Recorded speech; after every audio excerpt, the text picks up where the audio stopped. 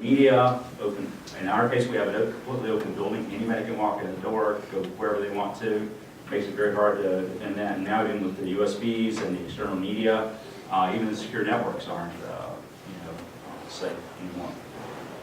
The tools that you have to try to accomplish all that are primarily technology. The problem with technology is it's limited by dollars. You can only do as much as you have money to do. In our case, we have to find tools that are extremely automated because we got to count on one person, Paul, who is responsible for security.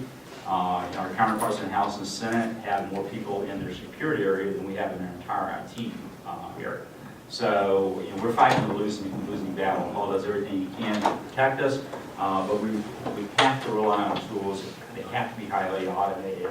I had a session with log SIM vendor, and those are the type of technologies that help us out because we don't have time to go around and look at different pieces of appliances and try to figure out what they're telling us. We have to have it very, very automated.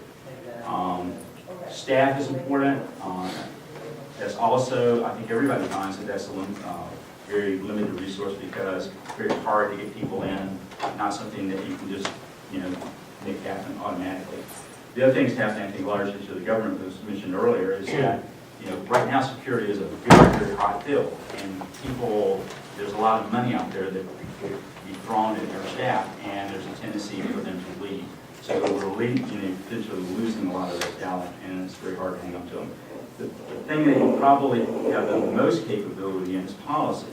And that's really understanding your culture. If you don't understand the culture of your agency or your activity, you're never going to get your policies to work because you'll be going counter to everything that everybody's doing. It's very important, though, and you can eliminate entire classes of threats. I mean, imagine if you had a capability to go in your agency and say, okay, what we're going to do is we're going to look at internet browsing. And we're going to say that you can only go to sites that we whitelist. And we're going to look at your email, and anything that has a link in it or HTML in it, it's just going to go away. Okay? And now we're going to look at your access. Where you can go, what you can do, and we're going to limit that so that you cannot compromise the network. If you do something as simple as that, you would eliminate entire classes of threats. But how many people can actually do that? If the culture allows it, great. If it doesn't, then you're kind of have to do what you can.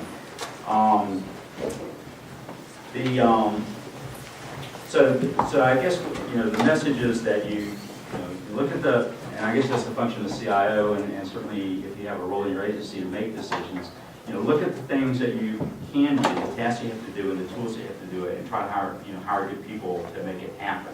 So with that, what I'm going to do is turn it over to Paul, who has, and Sri, who have the meat of the presentation. So they're the ones out there fighting the battle every day with limited resources, and they can tell you some of the great things that we've been trying to do to protect ourselves. So thanks. Morning. Paul VANN from Congressional Budget Office. I can relate to Jim on the hair thing. I've been with CBO 3.5 years now.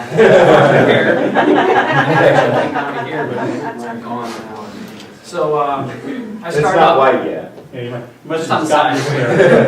I started off my venture there about 3.5 years ago. They were hiring a security guy, and I got tricked. I got tricked bad. So I got to wear a bunch of different hats there, unfortunately. One of them being the CISO hat, dealing with policy, legal, anything that has to do with general counsel and audits is just a burden for someone like me. Because I'm technical, I don't care about the audits that much. I got to wear the hat of an analyst, so we're doing a lot of packet captures. We're watching everything, and then the engineering side of it, designing these networks. We rebuilt our entire network about a year ago, and it was not fun, but it helped us realize where all of our equipment was. Because if I would have pictures of our wiring closets a year ago, compared to now, we actually know where things are. The next thing for us is, dollars matter. Being a small agency, and we want to buy the top of the line products. We only need 1 or 2, where the House of Reps needs 20. So they get these big price breaks. but we don't. So we did end up getting them. We really worked hard with our vendors and explained to them, we just don't have the budgets to pay full price because we only need one box. And our vendors were good. I mean, they give us great price breaks, and we were able to bring the top of the line systems, in my opinion, in. Next is our maintenance, and it's what's killing us right now. And we're really trying to focus on what kind of maintenance we need. Do we need that gold and that platinum maintenance, or 24/7, or can we go with just a silver or no maintenance at all? We have systems we've never used maintenance on in 10 years. So, do we actually need to, continue with those? Congressional Budget Office, most of our employees they think of the agency as a college or educational institute. So when I came on board, I would say within the first week, there were a lot of torches burning at my door, because the any on the firewall is going to go away. And they're not going to be able to BitTorrent anymore. They're not going to be able to do these things. So they all want to know why all these ports are closed off.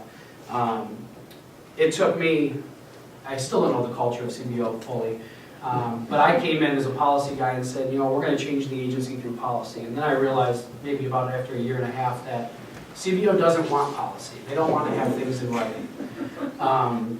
They have some, and it's your human resource manual and whatnot, but actual IT security policy, really, they don't want to have those things in writing. So I chose with Jim to try and change it to staff. So when we're doing a big project now that's going to actually affect our staff, our entire, almost 300-person agency meets in a boardroom, and they get to hear what we're going to change. And it's tough sometimes. We definitely want the buy-in from the staff, but we ultimately want the buy-in from the director, because if he buys in, then the staff is kind of forced to.